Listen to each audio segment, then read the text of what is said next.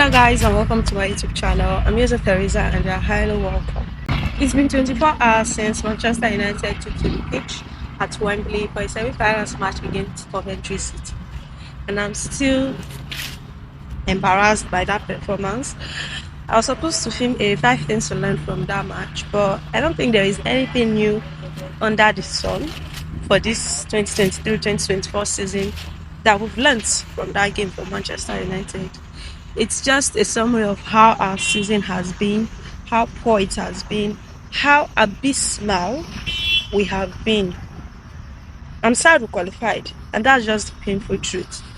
It's absolutely painful and sad that we did qualify for the FA Cup finals.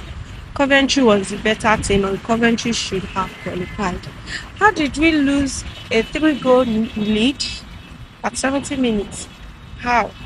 Just how? I'm not even going to talk about the penalty that was given to Coventry because it's of no use. Conceding 2 goals before 90 minutes when you were 3-0 up is just so poor. It is too poor for a team like Manchester United. The honest truth is that we lack standards, and that's just it. And lacking standards just come from the lack of structure. We lack structure, footballing structure and non-footballing structure. I cannot believe that a team like Manchester United is at this point in their life, or they're at this point in their career, or at this point in their time, that they would have to go to extra time and a penalty shootout for an FA Cup semi-finals game against Coventry. Yes, it is the joy of FA Cup football. Yes, it's what FA Cup matches are all about. But come on. If it was Chelsea that got Coventry team, they would have won probably 6-0. If it was Manchester City, I don't think there is any doubt about how dominant their performance would be and how they would win.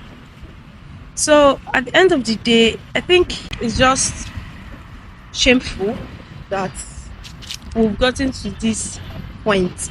It's just shameful that teams can now play Manchester United and feel like, oh, they have a deserving chance, and that's absolute bullocks. Recently, Eric Ten Hag was saying something about teams coming out against Manchester United, going to the limit against Manchester United, and I say that's poor. It is poor of you. It shows how poor your quality is on the pitch, because you're not laughing stock, man, for anything. Be it a Premier League team or a Championship team or even a League One team, to play you and feel like they have a winning chance against you, you are absolutely poor. You are their level, because that is just what it is. Coventry was not going to go to let's say Wembley against Manchester City and feel like, oh, they had a chance. Nope. Coventry will not even go against Arsenal at Wembley and feel like they had a chance, and that's just tantamount to how poor we've been. Like, you know what it means for Coventry to not go to Wembley against Manchester United and feel like we had a chance, but to go against Manchester United at 3-0 and still feel like they had a chance. And they did not even feel like they had a chance. They got a chance because it was VR that saved our assist.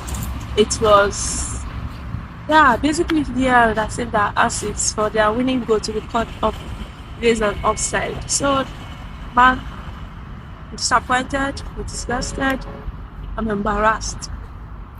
That's it, embarrassed. So without further ado, let's go on to the reason for today's video.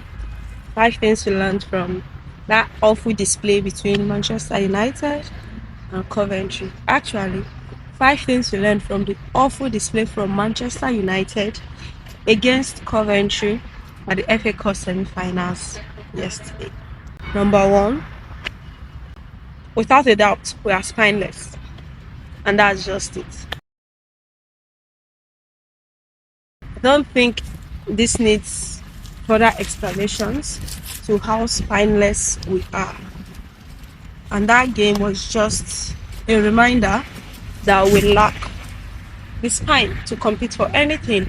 We lack the spine to go 5 consistent games with wins. We lack the spine to do anything. We lack the spine to play a 90-minute semi-finals match. and win without fumbling it. And that's just the lowest of the low. And so it just is what it is. From the top to the bottom, we are spineless. And I think there are some few players that probably have the spine that this team should be built upon. But then again, when the majority are spineless, even the few that have spine are not solid enough to hold the team. And that's poor. For a club like Manchester United, and that's poor. We should be better than this. We deserve to be better than this. But have we done anything to be better than this? Probably not. Number two, Eric Ten Hag's poor in-game management. We've seen it time and time again over the course of the season. But like I said, there's nothing new to learn from this game. And this is just a reaffirming order that Eric Ten Hag has poor game management when it comes to managing Manchester United. Because how do you go from 3-0 up to 3-3 within the space of 20 minutes? How? Just how? And this comes at the back of you making substitutions to manage your game. And so it's just poor, it's just abysmal. And to come to think of it, time and time again, Eric Ten Hag subs off Garnacho for Rashford. And every time he has done this, we've gone from a winning position to a losing position, or to the point where we barely take a point out of the game. Subbed off Garnacho against Chelsea and went from winning to losing. Subbed off Garnacho against Liverpool and went from winning to having a point. And now subbed off Garnacho and Menu against Coventry at 3-0 and went up from 3-0 to 3-3. The funny thing is, they keep subbing off one of the attacking players that is a constant threat to the opponent, as opposed to your other attacking player that doesn't offer any threat to your team. Why do you keep subbing off Garnacho when you have Rashford there? What does Rashford bring to the team? Nothing. No attacking threat. He can't beat his man. Simple nothing. You can't track back 7 out of 10 times to defend the ball. So what does he bring that warrants him playing 80, 90 minutes every game time at the expense of the team? What? Is it because he's an English boy? Is there a supposed English quota that is supposed to be on the team at Manchester United at all times? And does Rashford fulfill that quota? Because that boy should be dropped. He should be dropped, not even at halftime or for subs. Should be dropped to the bench, bruv. I'm so pained because how do you sub off your most attacking athlete, your most prosperous athlete, for an athlete that does not even offer you 1/10 of it? Why? And at the end of the day, it's just testament to everything has a poor game management, and that's that. The third thing we learned from that game is 80% of our players need to be sold. When Ragnick said we needed an open heart surgery, many of you thought it was impossible or laughed about it. But the truth of the matter is, we needed an open heart surgery 3-4 years ago. And now we still need an open heart surgery. And if we are to become a club that means business, I should say, or I would say 80% of those players have to go, and they have to go immediately, like ASAP, this summer. There is no waiting for next summer. There isn't. Even that your favorite that you think should stay, he needs to go. Yes, him. He needs to go. That's just it. If we are going to have a 25-man list squad, 20 of those players are not fit enough to be Manchester United players. So yes, I stand corrected when I say 80% of current Manchester United squad needs to go. Probably more than 80%, but 80% needs to go, and need to go now. Like now, they should be looking for their nearest exit. They should be looking for their next team. And that's just it. Like, it's no longer, it's past the time we need to be sugarcoating things. Like, we've passed that point. No need to be sugarcoating things. No need to be painting a white sepulchre, whereas we are rotting deep inside. Please, I'm pissed. And for number 4, I think at this point in time, our injuries are abnormal. Some might even say we are cursed. Because why have we had over 65 different injuries and illnesses just this season alone? Like, make it make sense. It's not as if we're playing 4 other different competitions that every other team are not playing. It's not as if we're having more game time. Even last season, that we went to 2 finals and therefore played more matches than almost every other team in top 4 in Premier League, we still did not have this number of injuries. Like, I know that the number of injuries we've had is a factor to how our season is going, but I don't think it should excuse it. But then again, make it make sense. At this point in time, I feel like there's probably something wrong. Okay, not I feel. There is probably something wrong at Manchester United, from the training sessions to their recovery sessions to even being on the pitch. Because why are we having this much injury? What is wrong?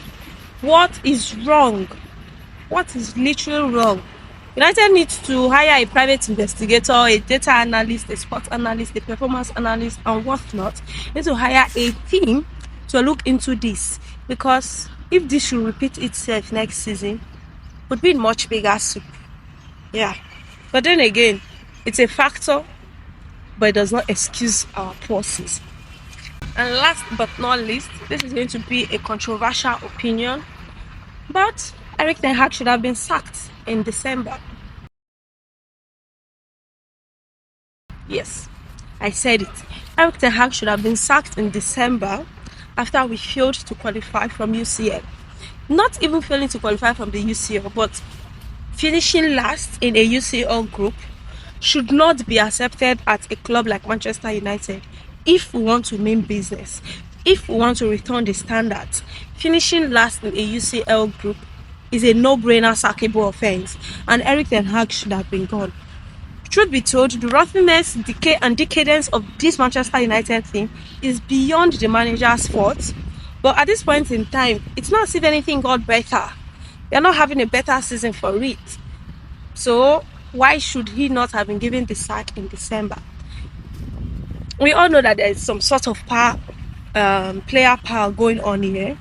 But if Erik ten Hag was sacked in December and an interim manager brought in, I kid you not, these players would have been putting in a very different performance from what we are seeing week in, week out.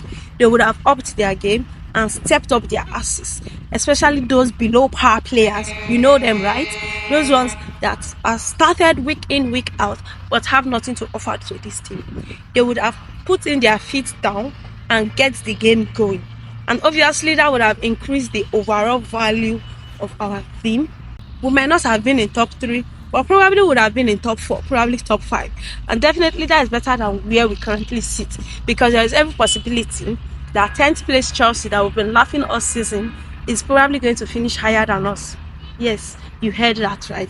So at the end of the day, if Erik ten Hag was sacked in December and an interim manager brought in, these players would have felt like they had a clean slate and would have upped their game, therefore increasing their value. And summertime, we can all sell them for a better value. But now, if summer should come, I think we'll be begging for bids for some of these our players. Yes, we would be begging for bids for some of these our players, because the season is not even helping matters. Our current season is not even helping matters. Even if we win the FA Cup, it's not going to change a fact. Can we win the FA Cup? I doubt. And that's just it. So it's a controversial opinion, but Erik ten Hag should have been sacked in December. If we're ever going to be a club that means business and a hard standard, Finishing last in the UCL group was a sackable offense. We didn't do it. So this is where we find ourselves. That's for that. At this point in time, I'm just too tired and disgusted by that performance to go on. There is nothing to hope for in the next few games of the season. We'll just continue on vibes and inshallah, or help us, oh God. And that's that for that. So, peace out. Until I see you again after our next disastrous game. Bye. So, if you watched to this point, I want you to tell me one thing you think sums up Manchester United season. In one word, sum up our season and that performance. Bye. I love you. Please like, subscribe, and share this video for more content.